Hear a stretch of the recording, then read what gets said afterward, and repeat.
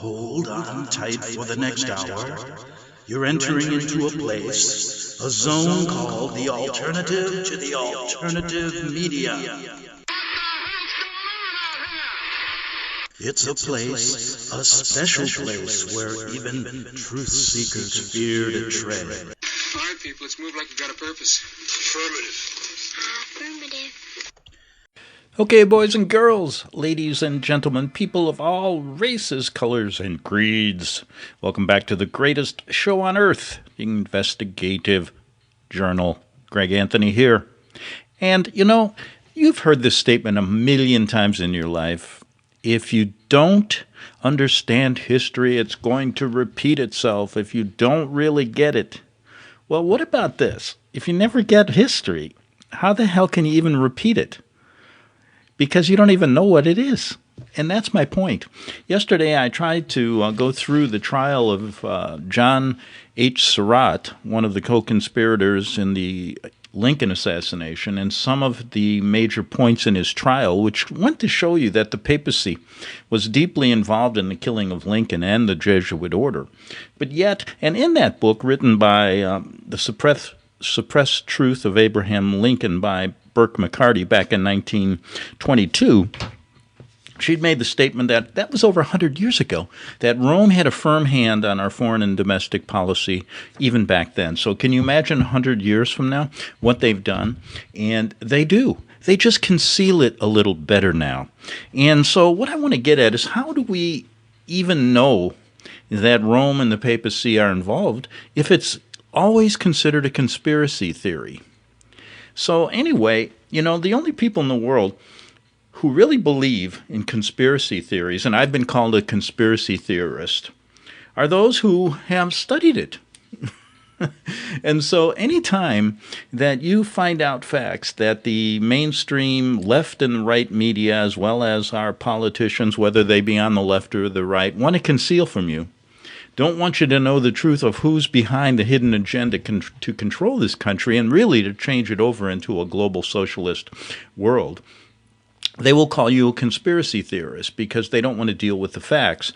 And once they say that, then they will demean your character, will say you're crazy, and it goes on and on and on. And depending how many people follow you, it will depend on what they decide to do. If you have millions and millions of people listening, they may do things more drastic than just say, hey, this guy's crazy.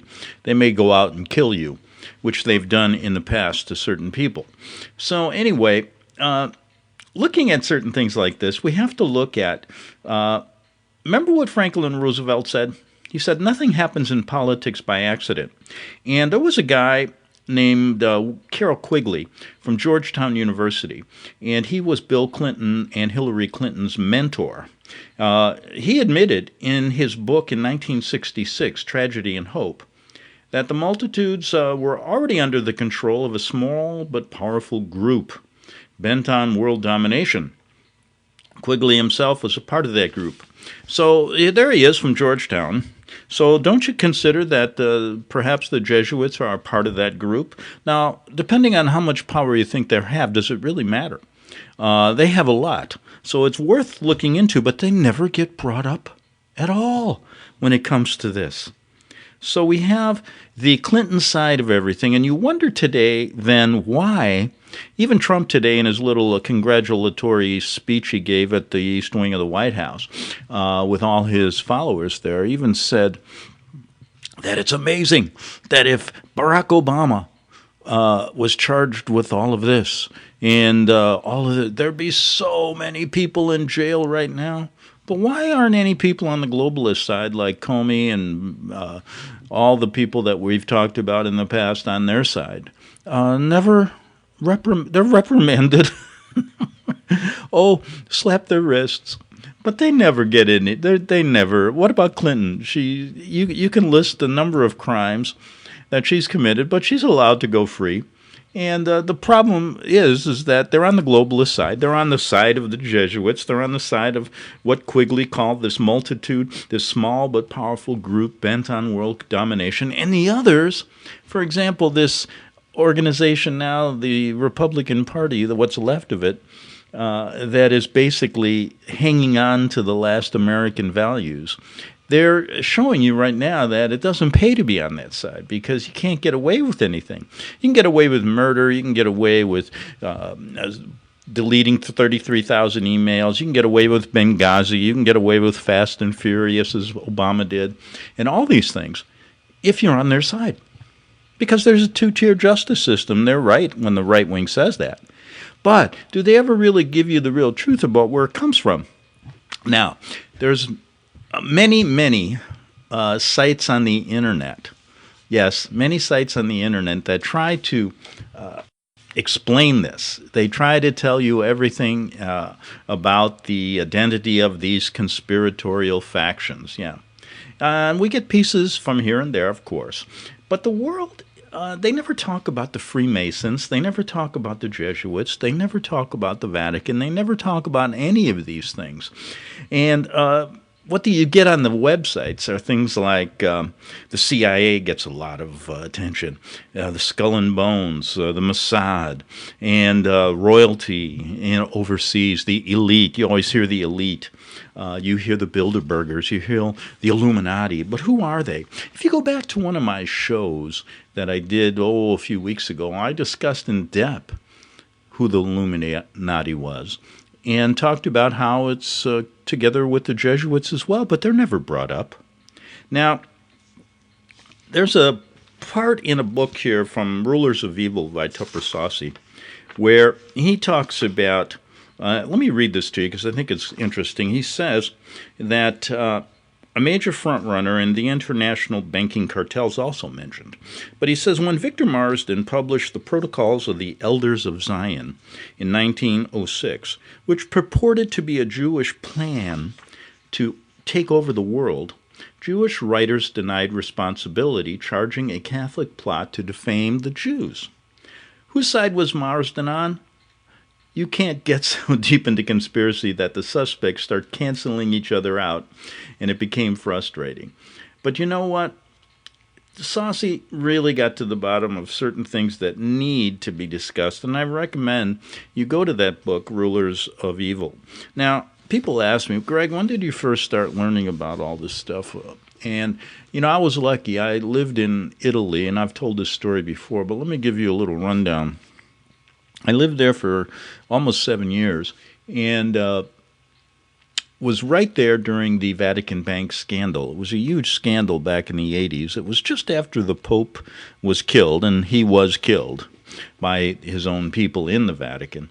And then Pope John Paul II took over. But anyway, it's only then that I started realizing their power. I had no idea. And at that particular juncture, I was so basically brainwashed like every other American regarding our system of government, taking a side, of course. At that time, I think I was a liberal. And now, guess what? If I had to choose, and I didn't understand, and I said, let's erase this underlying Hegelian dialectic and everything else, and just for grins and giggles, who would you choose? Now, I'd have to side with the conservatives. I enjoy their policies, but knowing there's more behind the scenes, it makes it difficult to really even side with them. So you become basically a person that is a free thinker. There's too few of them in this country, by the way. And when you look at this, I try to explain it so that people really start looking at it from a different point of view. Now, I listened to somebody yesterday tell me that, well, there's really only one party, and both of them are controlled by the banking cartels and corporations, etc. True, but the idea that there is a two-party system is used to its advantage to 99% of the American people who still take sides, as you can see now in our country, where half are never Trumpers and half follow the Trump doctrine. So they use it to their advantage, because once you start getting this chaotic idea going on in a country like it's going on now. Look at our politics. I mean, it's ridiculous. They're like school children. Trump yesterday or 2 days ago at the State of the Union didn't shake Pelosi's hand So she got angry, and then what did she do? She ripped up his speech so that all the news cameras could see it. And there's been a battle going back and forth that she prays for him every day, which is basically Trump says, no, she doesn't pray. And then Pelosi questions his faith. It's like two school children. But you know what? It makes for great TV, and people buy it. Now, if they understood that this was a script, that this was a theater, that these people play a part, that both of them, in a sense, perhaps work on the same team, but take different views for a goal. Look, America's in a boom right now, they say.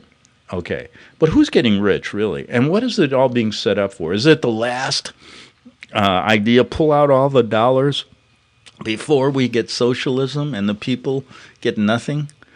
Is that the way it's going to be? Well, perhaps, because, we're on a socialist push. We have one of our major political parties who now claim to be democratic socialists. In light of what's going on all over the world, when you look at Venezuela, Cuba, anybody in their right minded go, what is going on with these people? But they claim it's going to be a different kind of socialism. Well, what's it going to be like? Who founded socialism is a question I always pose, and it was founded by the Jesuits. They created it with their Paraguay experiments in the 1600s. Now, do you want that type of socialism? And if you're going to have socialism, why don't you call out your true leaders of it who, basically everybody goes back to the beginning. Okay, America goes back to the founding fathers, right, for our republic. Well, if you socialists on the Democratic side, go back to your founding fathers, and that's the Jesuits in Paraguay. But they can't do that because they know they have to keep this secret. Right. Now, what, you have to look at, I was talking about Rome, and basically when I learned this, and when I went there, I was, like I said, brainwashed. I had no idea. I was more of a liberal. Remember, a liberal back then, hating Ronald Reagan and all of these things. Now, Reagan, boy, when you look at what he did, now you'd say, well, if you're a conservative, you got to like Ronald Reagan, right? But Ronald Reagan ushered in formal diplomatic relations with the Vatican after they were cut off because of what? The people in our government knew back when Lincoln was killed that the Vatican and the Jesuits were involved. So basically, they cut off formal relations. I think under the table, they always worked together. But I'm looking at that, and basically, in 1992, there was a Time magazine cover that said a conspiracy binding President Reagan and Pope John Paul II into a secret holy alliance had brought about the demise of communism. At least one reader saw through the hype, and he talks about as a guy by the name of Carroll A. Brown of the University of Massachusetts. He fired off a letter to the Times editors. And he said, last week I taught my students about the separation of church and state. This week I learned that the Pope is running U.S. foreign policy. No wonder our young people are cynical about American ideals. So even in the 90s and even today, no one wants to admit the truth. And the truth is that Papal Rome and the Jesuits run our foreign and domestic policy. Good example. Who trains most of our foreign diplomats? They come out of the School of Foreign Service in Georgetown University, correct? Yeah, so back in the early days, when I didn't understand this stuff, I was in Rome, and I started to learn it piecemeal. I saw this kind of corruption going on in the Vatican. I saw this scandal come out where the mafia, the banking money, all this money was stolen, where cardinals were outed for being in the Masonic lodges, which supposedly should be a violation of canon law and excommunication. But what happened? Nothing. What happened was the Pope got killed because he wanted to clean all that stuff up. That's what happened. But anyway, so then I saw it slowly, just drip, drip, drip of all this Vatican corruption. And I remember one day, and still didn't quite understand it, I still felt, well, This is just here. This is overseas. This is in Europe. They can't have any control in America. And I remember sitting with a priest one day who gave me a hint. And he said, Greg, because I was asking, how can I dig into this and find out? How can I get into the Vatican archives and find out the truth? And he said, you, the people can't handle the truth. And I said, what about the Jesuits? And he looked at me and smiled, and he said, they control your country, son. And I walked away. And I remember that day. And then I started reading history, and there's an old, even Jesuit general who made a statement that still rings true today. And he stated, this Jesuit general stated that he was sitting in Via Borgo Santo Spirito Cinque, that's where their headquarters is in Rome. He said, from this seat, we control the vast, I'm just paraphrasing, we control everything from China to Europe and all over without anybody knowing it. And isn't that true? Today, as we see, we get more technologically advanced and we get more information than ever before. Isn't it amazing and ironic that we get less and less information about this very important fact in history that we should know about, so we can make a judgment about really what's going on in our country and why is this happening? Why is America in endless wars? Are these wars orchestrated? Who's behind them? Did you ever ask yourself who was behind the Revolutionary War in America? Of course you get the story in your high school and college history books, and you think about, oh, we just were fighting England. It goes much, much deeper than that. And we can even see, going back to the beginning of our country, the Vatican Jesuit hand in forming this country. Now, there are many symbols and signs, and we're just going to talk about that a little bit today, and clues of this Roman origin of our country. How about what's on top of the Capitol building? Freedom. What is it? Well, it's the Roman goddess whose statue crowns the dome. And where would it come from? It was created in Rome at the studio of American sculptor Thomas Crawford. And there's a whole pantheon, a whole group of Roman deities in this great fresco covering the dome's interior rotunda. Persephone, Ceres, Freedom, Vulcan, Mercury, even a deified George Washington. These figures, the creation of Vatican artist Constantino Bramudi. Amazing. And basically the State House evolved as a capital. It talks about Roman influence. No building can rightly be called a capital unless it's a temple of Jupiter, the great father god of Rome. It was a Capitolium. It belonged to Jupiter and its priests. Jupiter's mascot, guess what, was an eagle, which the founding fathers made their mascot as well. Well, folks, we're never told about the true founding fathers, the other ones that are never mentioned, that really did it. They didn't want any credit for this country. But really, this country was formed for Rome and will always be a Roman colony. Boy, I'll get called a conspiracy theorist for that one. Now, the Roman eagle attops the governing idol of the House of Representatives. There's a 46-inch sterling silver and ebony wand called a mace. The mace is the symbol of the authority in the House. When the sergeant-at-arms displays it before an unruly member of Congress, the mace restores order. Its position at the rostrum tells whether the House is in committee or in session. Well, we could go on, and we've done it before in other shows regarding the why the Capitol is in Washington, D.C., that it was actually land owned by the richest Catholic family, the Carroll family, and the first bishop of this country, and also founded Georgetown University. And boy, I'll tell you something. It's just an amazing, amazing story when you start looking at the way the Washington is laid out, how it got laid out, all the occult symbols and signs all over the city. But yet, the people really don't want to look at it. It's before your very eyes. It's in plain view. They tell you who they are, what they're doing, but people just they're not given and it's not the fault of many of people. They're given the wrong information. And this idea, just like they've covered up the Lincoln assassination that I talked to you about yesterday, they've covered everything else in our history to give us a true bearing on who really controls this country.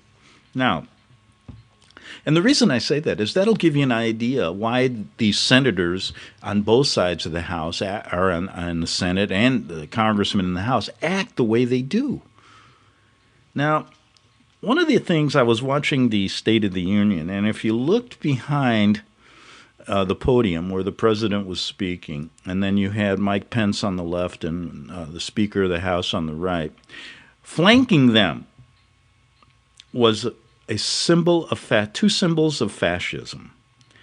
And I'm asking myself, why are there symbols of fascism in a republic, in a democratic Congress?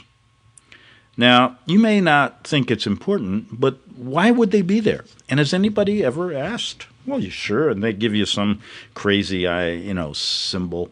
Oh, well, it was given as a gift. That's what they'll tell you about all of the ISIS phallic symbols, the obelisks that are in Washington, D.C., London, and in the Vatican, the Great Triumvirate. Now, fascism is an ugly word to many, but it's right there. But it's the stately emblem in the House of Representatives, but apparently it's not offensive to anybody. I watched the Chief Justices sit watching this State of the Union, all of the congressmen, the cabinet, everybody. Now, it's an emblem of fascism. A pair of them commands the wall above and behind the Speaker's rostrum in the chamber of the House of Representatives. That's strange, isn't it? They're called fasci, and there's really no reason they should be there. Really? In a Republican American democracy? It's a Roman device. It's originated with the ancient Etruscans, from whom the earliest Romans devised their religious jurisprudence nearly 3,000 years ago. It's an axe head. It's exactly the way they do it. It's exact. Whose handle is a bundle of rods strapped together by a red sinew. It symbolizes the ordering of priestly functions into a single infallible sovereign. An autocratic who could require life and limb of his subjects. Should that be there? If the fascia, while the Congress is sitting there telling us about our justice system and how equality reigns, we have fascist symbols right there. Now, a pair of these are in the House. Like I said, it signifies Caesar's military power. The Romans called the infallible sovereign Pontifex Maximus, supreme bridge builder. Isn't it interesting we have a builder in the White House now? No Roman was called Pontifex Maximus until the title was given to Julius Caesar in 48 BC. Today's Pontifex Maximus is who? Pope Francis. Correct. And he basically controls everything. You bet he does. And so I'm asking you, if we have all these things there, what is the logical thing to do? Well, I think the logical thing to do is to start a tourism company. Yeah, why not? Let's be entrepreneurial. Let's make some money off of this and go around in our country and show all these fascist symbols and occult symbols and Roman deities, displaying the Congress, displaying the Supreme Court, everything. And say, why are these symbols here when, in fact, we're an American republic?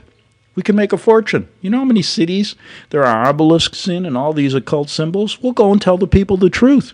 And then we can tell them who really controls the country. That's it. A new company. If you have any ideas about its name, give me a name and we can start it together. Back in 3 minutes on the Investigative Journal. The book of Revelation says, the spirit of prophecy is the testimony of Jesus Christ. This is at the very heart of FirstAmendmentRadio.com. In that spirit, we have created the Prophecy Reality News app for all of your mobile devices, streaming First Amendment Radio 24 hours a day, 7 days a week. Available for your Apple, Android device, and smartphone, absolutely free. Get the Prophecy Reality News app installed today, so you can listen to First Amendment Radio wherever you are. The Prophecy Reality News app. Get it now.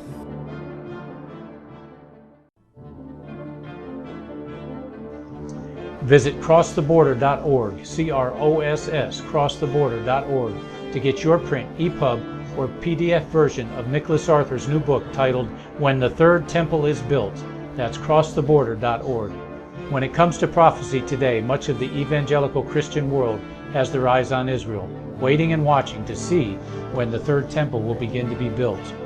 The plans are drawn. The Jewish people are eager. Most evangelical Christians today believe that the rapture will happen before the third temple is built. Hi, I'm Michael Eugene. I was taught that Daniel's 70th week was in the future. Is that really what the Bible teaches? Have we searched the scriptures and found this to be true? Why is it so important for a re-established Israel to build a third temple in Jerusalem? Is it necessary to build a temple on the same location already occupied by the Dome of the Rock? Is it necessary for sacrifices to take place in the temple on Temple Mount? Is there really a rapture followed by 7 years of tribulation? What is the New Testament temple? Can we identify history and prophecy? Who is the first beast in Revelation chapter 13? Who are the 7 kings in Revelation 17? I have asked all these questions, and I have found Nicholas Arthur's new book, When the Third Temple is Built, answers all these questions and more using Scripture to interpret Scripture. The Bible says that no prophecy of Scripture is of any private interpretation. Nicholas shows us in his new book, When the Third Temple is Built, how the Bible interprets prophecy and not man's private interpretation. Visit crosstheborder.org, CROSS, crosstheborder.org, to get your print, EPUB, or PDF version of Nicholas Arthur's new book titled When the Third Temple is Built. That's crosstheborder.org. The following program is labeled dangerous and off limits by the Supreme Jesuit Command. But stand tall, people. Listen up, and you may just learn something. Oh, dear Lord Jesus, this ain't happening, man. This can't be happening, man. This isn't happening. Okay, folks, back for the second half hour of the greatest show on earth. Yes, the investigative journal. We don't just talk about Russia, Russia, Russia, or the Ukraine. Oh, boy. We're so beholden to the Ukraine. It's the most important thing in the world. That's all we've heard about for the last 5 months. No, we don't talk about those things. Trump today was talking about the scumbags like Jim Comey and the sleazebags like the Clintons and others that were trying to bring his presidency down. We don't even talk about them because they're just pawns in the system. We talk about the real scumbags. The Vatican-led New World Order. Yes. And people say, well, why do you talk about it? Well, it's really an important story. And the reason, let's just give an example here why it's important. When I watch this constant chaos going on between the Democrats and the Republicans, if you didn't understand who's really behind all this stuff, you'd probably think it's just partisan politics. But if you dig a little deeper and you understand the true ruling class in this country, depicted by even what's up in our House of Representatives, the fascist symbols, all the Vatican and occult symbols, you know who controls us. And so instead of thinking it's just partisan politics, they're crazy. Nancy Pelosi, like Trump said, is a horrendous person. Trump is out of his mind and sedated. That's what Pelosi said today. She said he looked like he was sedated when he gave the speech. You think it's just partisan politics. Well, when you understand the Vatican-led New World Order and all of its minions, you know that it's more than that. that it's even better than that. It's like watching a theatrical play. They're just actors playing their part for the director and the producer of the whole show in America. That's the Vatican-led New World Order, the papal controllers who are at the top of all this. And so when I watch it, it's like going to a great theatrical performance. It's been going on for hundreds of years. Sequel after sequel, episode after episode. And you know what? What's the final result going to be? It was funny. Trump today said the final result, he held up the Washington Post, and he did have a nice little statement, and it said, Trump acquitted. And he said, that's the only positive headline I've got in the Washington Post since taking over as president. But anyway, what's going to be the final episode? Oh, boy. That could go on forever. But, I mean, what's going to be the end result of what's happening, at least in our politics today? It's going to be, I can't wait for the episode, Socialism Takes Over America. Oh, boy, will that be fun.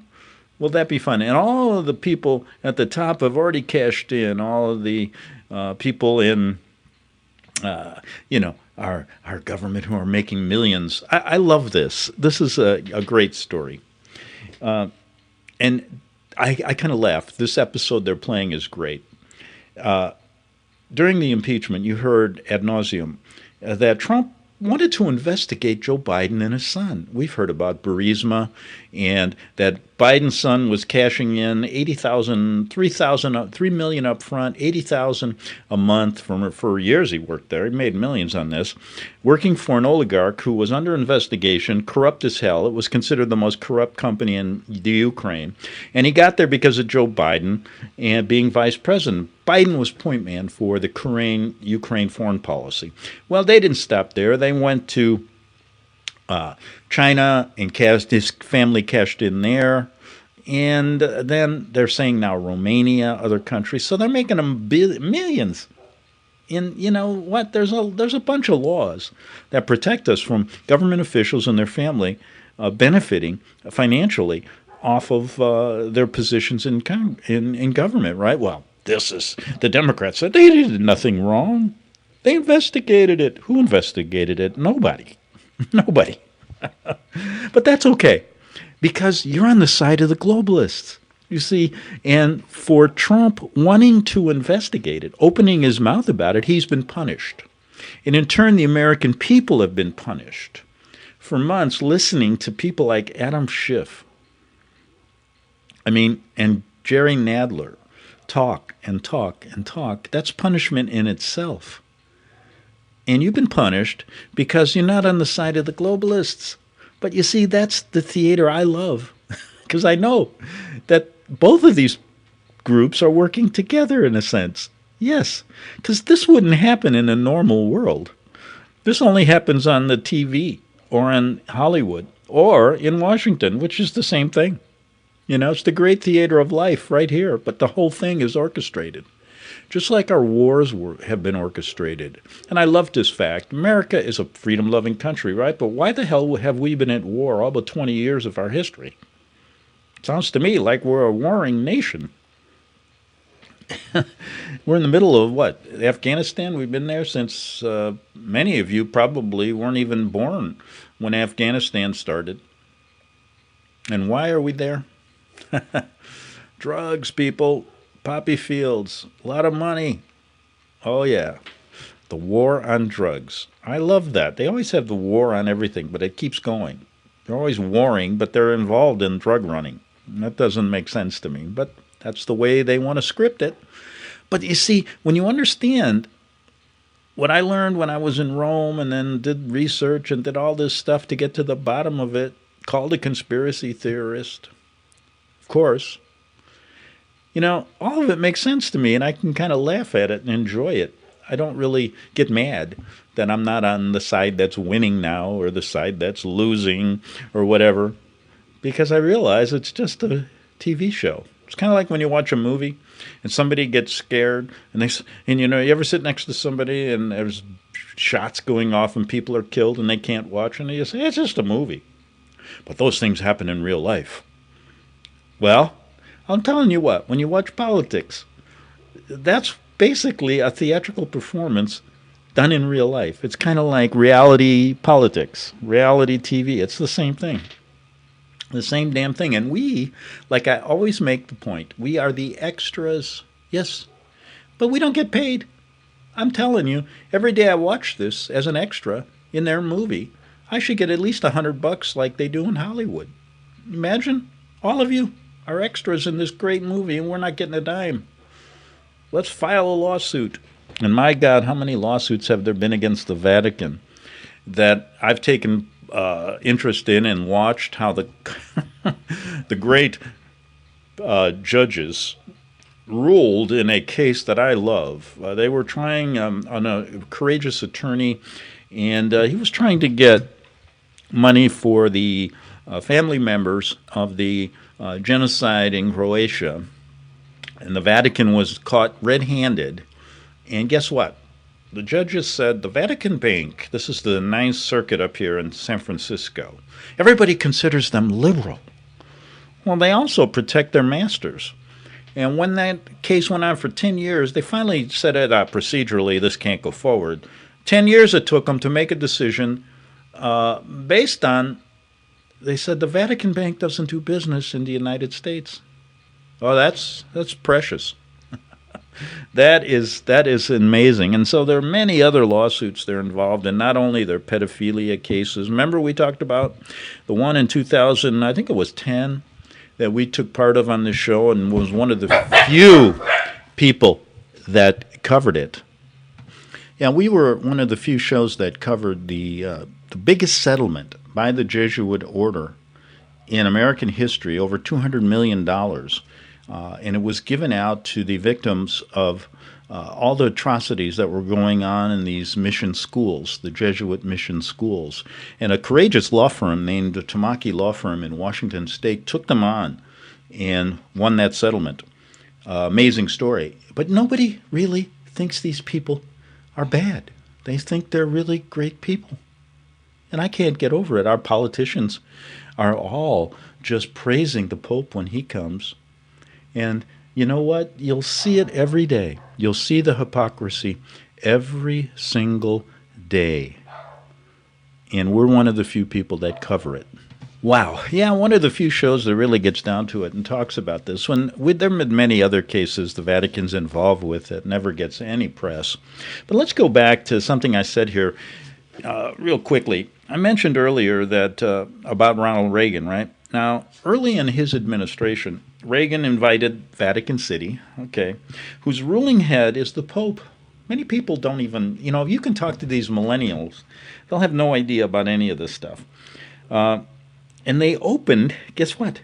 The first embassy in Washington, D.C. Now, why do I bring this up? Because it really magnifies the hypocrisy.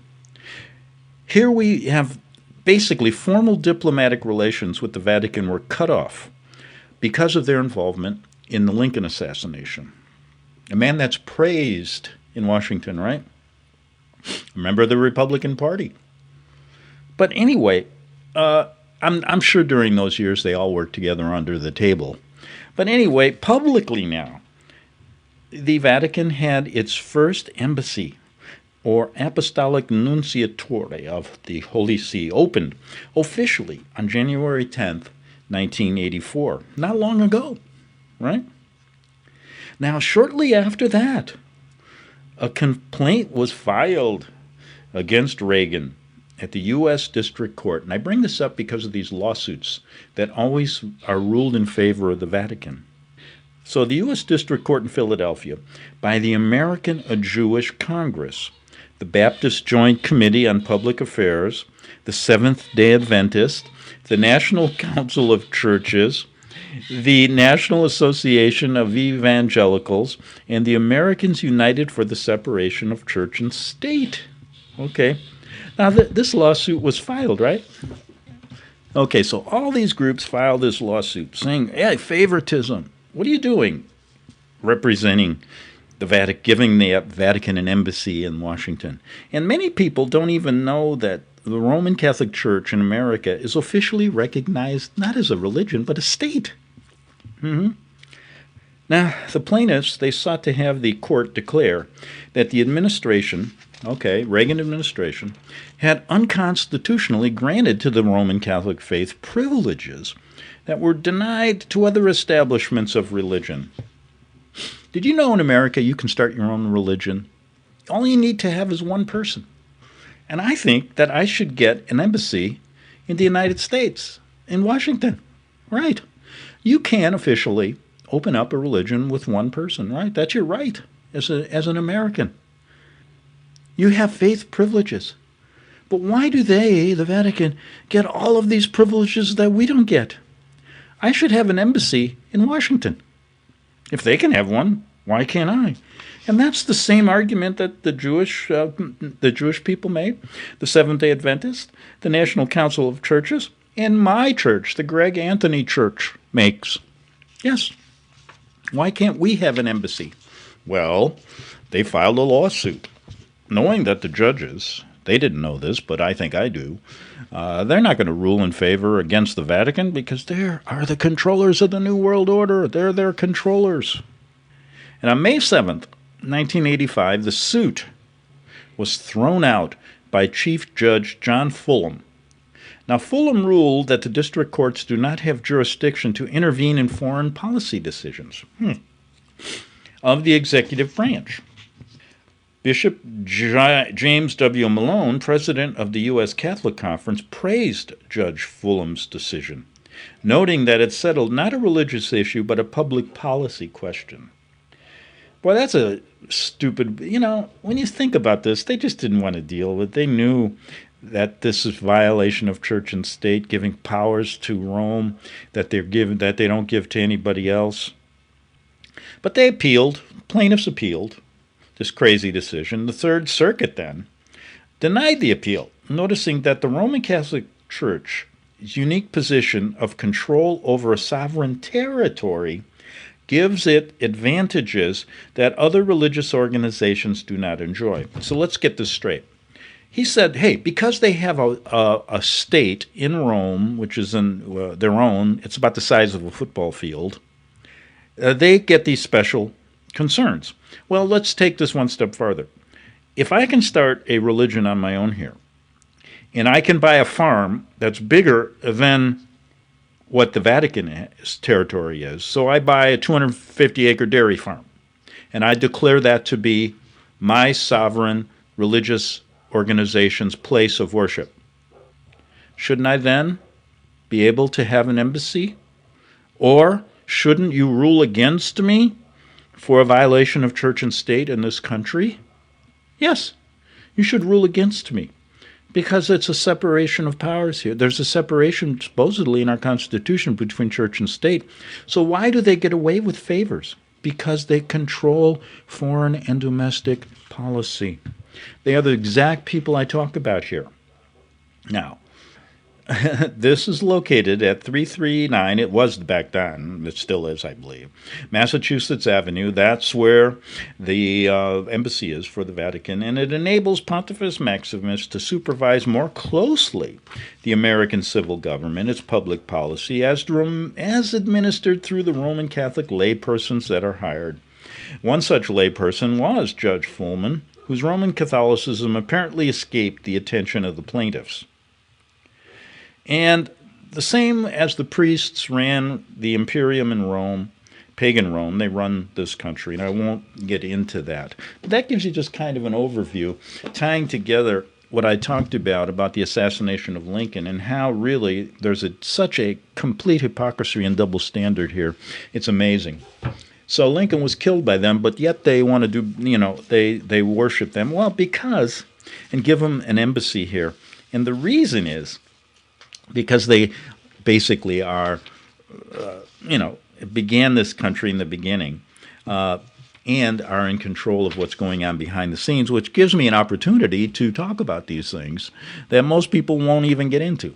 But anyway, getting back to, I'm going to finish the show with, we're talking about this trial of John H. Surratt. He was one of the co-conspirators that was set free when he was brought back from Rome. He was, after the Lincoln assassination, he slipped away to Canada, and he was hidden by the priests there, and then sent to England. Then from England, he was made a papal knight and protected until the authorities got a hold of him, brought him back here to trial. But as soon as that was happening, the wheels of the Roman Catholic Church began to work to basically fix the trial.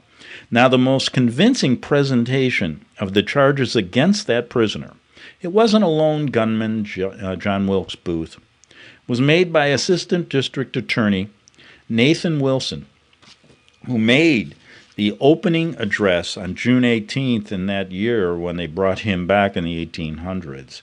And it said this in part, quote, "May it please your honor and the gentlemen of the jury, you are doubtlessly aware that it is a customary in criminal cases for the prosecution at the beginning of the trial to inform the jury of the nature of the offense to be inquired into, and of the proof that will be offered in support of the charge of the indictment.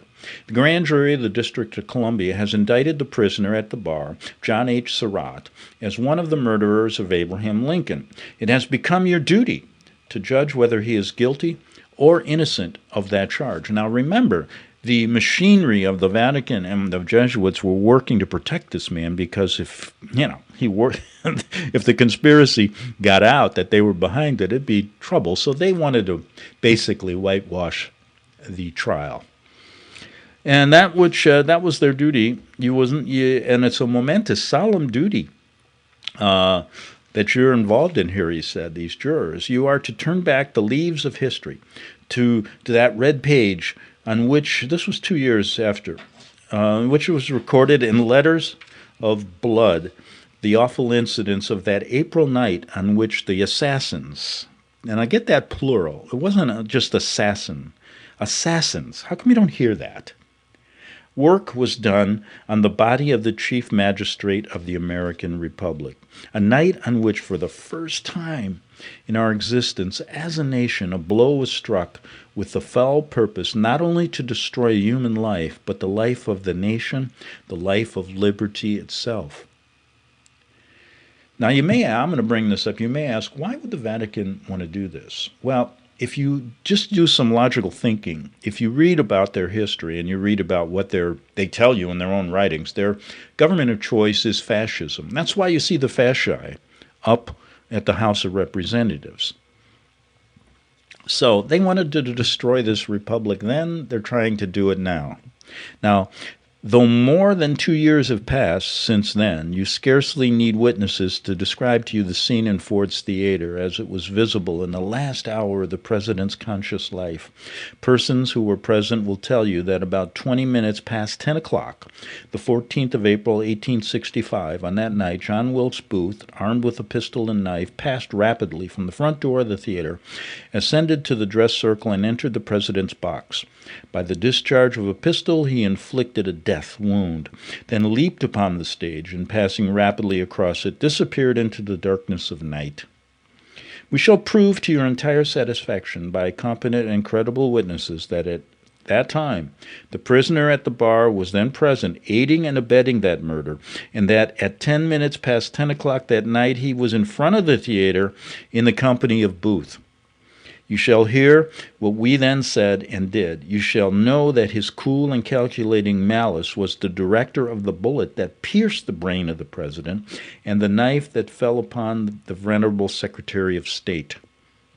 You shall know that the prisoner at bar was the contriver of that villainy, and that from the presence of the prisoner, Booth, drunk with the theatric passion and treacherous hate, rushed directly to the execution of their mutual will. We shall further prove to you that their companionship upon that occasion was not an accident or an unexpected one, but that the butchery that ensued was the ripe result of a long premeditated plot that involved many, many people. But that butchery that ensued was the ripe result of a long plot in which the prisoner was one of the chief co-conspirators. It will be proved to you that he is a traitor to the government that protected him, a spy in the employ of the enemies of this country in the years 1864 and 1865.